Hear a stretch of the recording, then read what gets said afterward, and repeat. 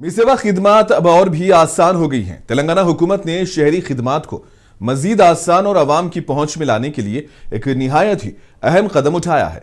अब रियासत में लोगों को सरकारी खिदमात हासिल करने के लिए न वेबसाइट्स खोलने की जरूरत महसूस होगी और न ही मी सेवा मराकिज के चक्कर लगाने पड़ेंगे।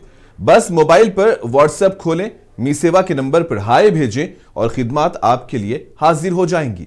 इस नई सहूलत के साथ पैदाइश और वफात के सर्टिफिकेट्स, पुलिस चालान की अदायगी, यूटिलिटी बिल्स, म्युनिसिपल खिदमात और बहुत सी दीगर सरकारी सर्विसेज अब सिर्फ एक पैगाम के फासले पर हैं। ये वाकई एक ऐसी तब्दीली है जिसने गवर्नेंस को शहरियों की उंगलियों तक पहुंचा दिया है। इस सर्विस के जरिए 38 सरकारी महकमों की 580 से ज्यादा खिदमात व्हाट्सएप नंबर पर 24 घंटे दस्तयाब रहेंगी। बता दें कि मंगल के रोज हुकूमत ने मी सेवा ऑन व्हाट्सएप सर्विस का बाजाबता आगाज कर दिया है और इस मौके पर आईटी और इंडस्ट्रीज के वजीर डी श्रीधर बाबू ने इसे एक इनकलाबी कदम करार दिया। सरकारी व्हाट्सएप नंबर वीडियो के आखिर में नोट कर सकते हैं।